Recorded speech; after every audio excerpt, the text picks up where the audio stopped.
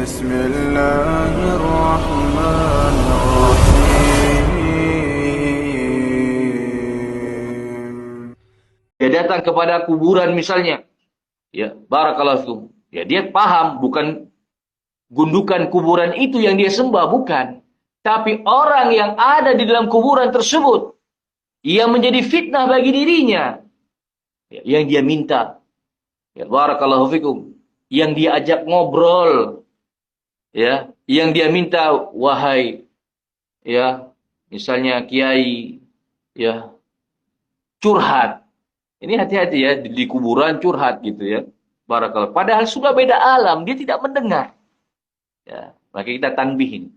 Kita berikan peringatan kepada saudara kita mungkin yang sedang melakukan ziarah kubur. Ya, boleh ziarah kubur, tidak ada yang melarang ziarah kubur.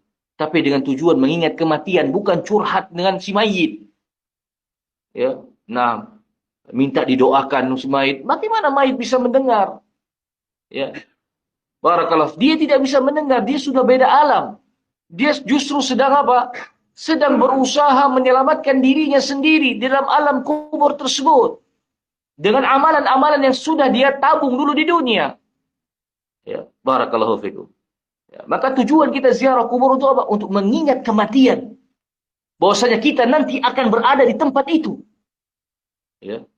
Sehingga apa? Sehingga kita takut apabila kita sedikit dalam berbekal.